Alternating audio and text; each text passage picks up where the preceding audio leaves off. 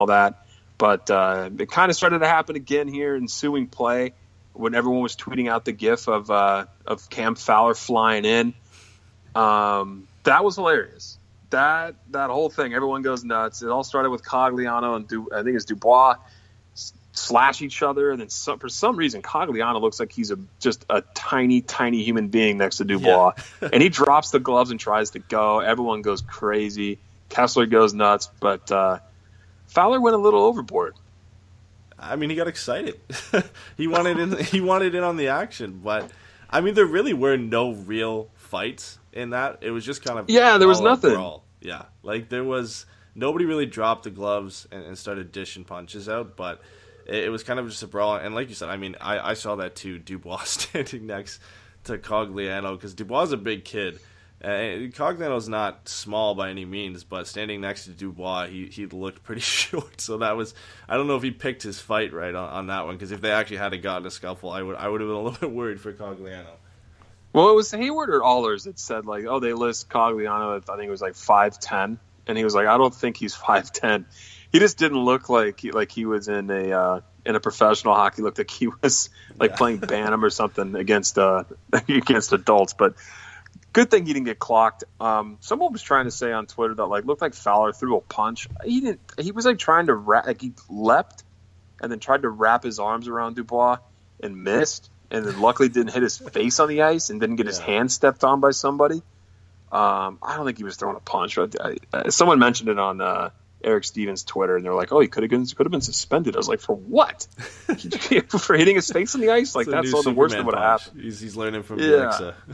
Maybe it was the angle they saw. I don't know. I didn't see a punch out of that.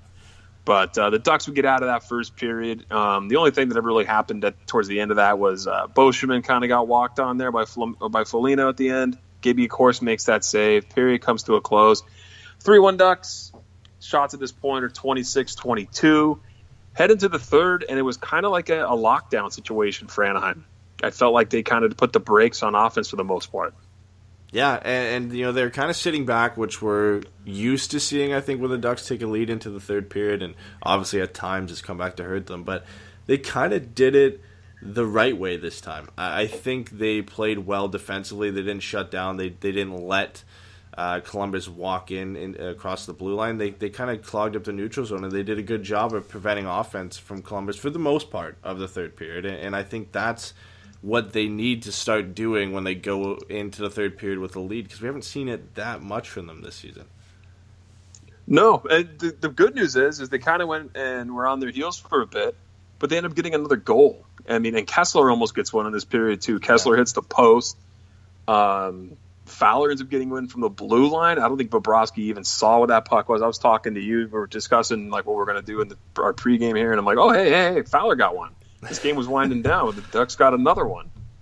Yeah, and it's nice to see Fowler get on the board, too, because we talked about how him and Montour have been so good tonight. They weren't really getting any offense through past Bobrovsky, though, and for him to get one in this game was great, because it's nice to see these guys getting together. I mean, maybe we see Lindholm and Manson get paired back together just because of how well Fowler and Montour are going together, because it'd be nice to have two pairings that we can throw out there that are just playing well. And who would have thought that it's coming from the guys we still already had in the lineup? We just need to shuffle around who we already had. Yeah, I think Lindholm and Manson played the majority of the game together this game, though. I think Pettersson was out there with Bosch. They started, right? I think they started Pettersson with Manson like normal, and then I believe I saw a tweet early on in the game where they had shuffled it and Lindholm and Manson were put together. I'd have to double check on that, but I think you're right. And I mean, it turned out well in this game. It worked out for the Ducks, and who would have thought putting out two top pairings together, and if they're going to play well, it's going to lead to success. Yeah, no, it worked out great. The Werenski would get one at the end here, make it 4-2, but after that they would pull their goalie, have an empty net. They got a couple of looks, but I felt like Columbus wasn't getting the grade A opportunities that you would expect from a team with a pulled goalie. So all is well that ends well in Anaheim. Ducks get that 4-2 win. Oh, before I forget, did everyone not hold their collective breath when Vanek fell on Gibby at the end of that third period? I didn't want to forget that. I just saw that note. I'm like, oh yeah, Gibby I thought he was going to get hurt because the way that guy fell back on him, Vanek fell back and fell right on his legs. I was like, oh, come on. We like, wouldn't be surprised. Are we going to get a break? Yeah. With 17 games to go, like we can't have that. Yeah. At this point, I think anytime anybody falls on Gibson, skates by him, I mean, look at the Riley Smith injury. I mean, that looked like nothing. And obviously he clips Gibby and he got hurt. Luckily he wasn't out long. He comes back in this one. I think anytime he goes down, gets up slow, everybody's going to be holding their breath. I mean, we put out a tweet on our Twitter about the fact that everybody's internally screaming when Vanek falls on Gibby because we're all afraid he's going to be hurt. I mean, look at how the Ducks have played when he's out of the lineup. It's tough to rely on Miller all the time. And, I mean, the way Gibby's played all season, I mean, leading up to this game, he's been on fire in his last 5 starts, and he continued that in this one. So they need him. I mean, they need him. Every time he goes down, everybody in Ducks Nation is going to be holding their breath. No, I know I was. That's what I saw. And then I thought there was going to be some rough stuff there, too, and Richie tried to get involved with Dubois, but it didn't happen. And the game ends up ending. Nothing goes on here. Physically, after the final horn, Ducks get the win, a much-needed win. Did they get some help in the standings? You have the standings popped up. I kind of want to see where the Ducks are looking right now. Let's check that out. We looked yesterday, and I was like, okay, hopefully, they can pick up some points here. San Jose could lose against Chicago, and Chicago continually lets us down and loses 7-2 to the Sharks. Blue Jackets lost 5-2 to the Kings, which obviously didn't help.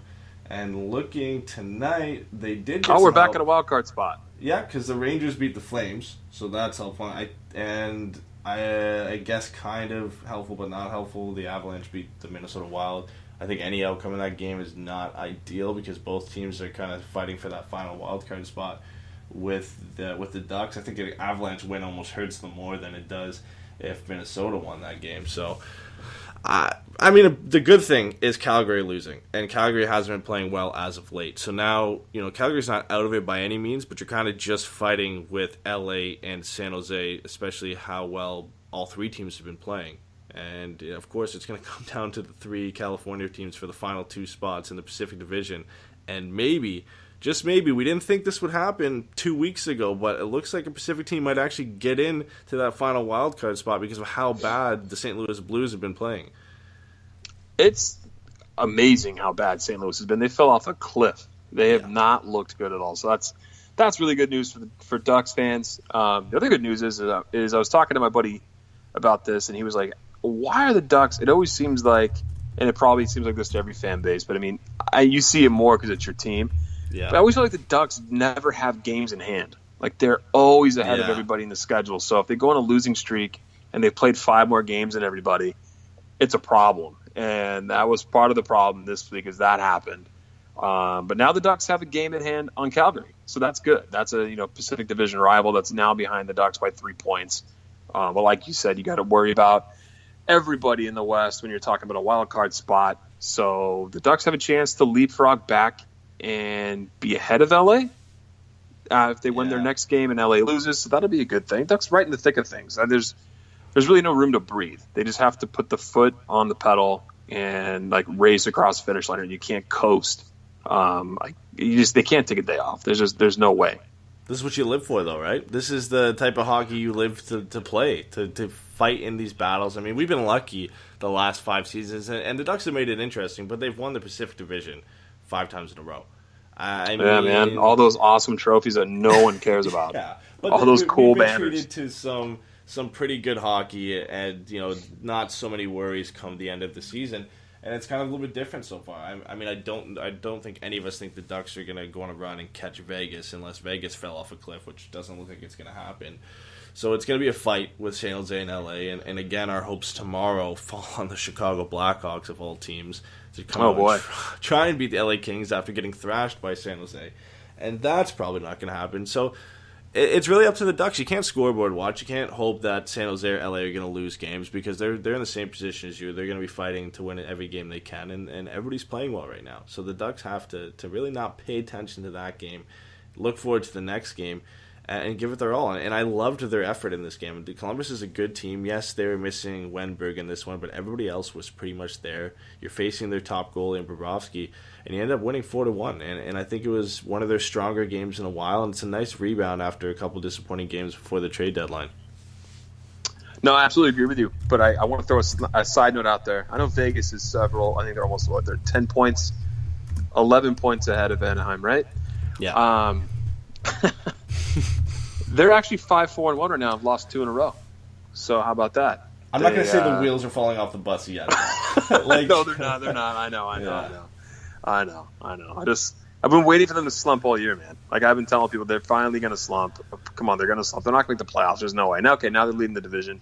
Okay, they're going to make the playoffs. Are they going to beat anybody in the playoffs? Yeah, probably not. And then you see them play the rest of this year, and you're like, yeah, they're probably going to win around. Like they're just playing that well. I don't know, man. This is, like you said, it's a time you live for, but I don't think I have any fingernails left heading into the final stretch here. There's 17 games left. The Ducks have to win the majority of them. Another minor scare that happened that I didn't see until the replay in this game, though, was Corey Perry getting a knee-on-knee hit in the corner. Mm-hmm. Yeah, I didn't see it either. Off. Like, I just got it on Twitter. I think Eric Stevens had put out a tweet, and I was in the midst of a GIF scramble to put up GIFs on our Twitter, and all I see is, Corey Perry's back on the ice for the second period. I'm like, well, what happened to him? Where did he go? And then I looked it up a bit, and I guess he had a knee-on-knee in the corner. And, I mean, Corey Perry always seems to come back from things like that. I think, how many scary knee-on-knee hits have we seen Corey Perry come back from either in the same game or the next game or the next day we hear that he's fine? And some of them have looked awful. Some of them look really bad. That one wasn't too bad, but we've seen some really bad ones that he's come back from in the same game. So, I'm not surprised he's back, but it's tough to say right now. I kind of want to bring this up to you. Because in the past, Perry going out is huge, and I'm not going to say you never want anybody to get injured, and you don't want to really want to judge and say if one guy gets injured, it's a bigger thing than another guy. But how big is a Corey Perry injury, a long-term injury for the Ducks right now? How much does that affect them?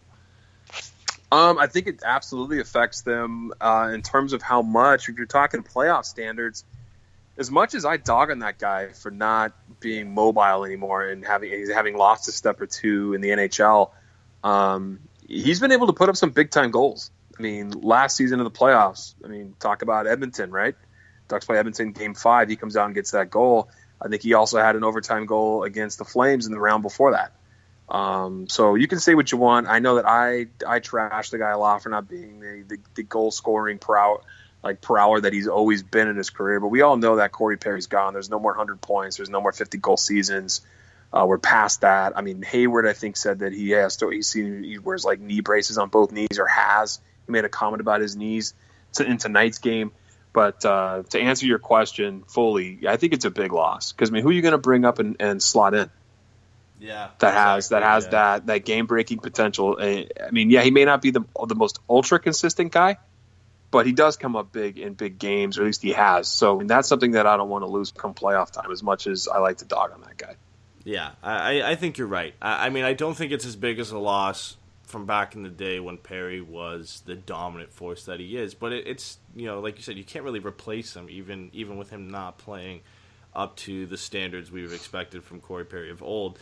So it still would be a huge loss, and he's a guy who can gut it out no matter what. The Ducks have a ton of those guys on their roster. Cogliano obviously being the number one, because without the suspension, his Ironman streak is still ongoing. So I think we're used to it from him. And who do you really call up at that point to kind of give the same type of offensive production that Corey Perry is going to give? There's really no one. You can call up Kevin Waugh, you can call up Kalle Kossela, you can call up Nick Kredilis, but again, they're not going to make that same type of impact that Corey Perry has, especially playing on the top line with Getzlaf and Raquel.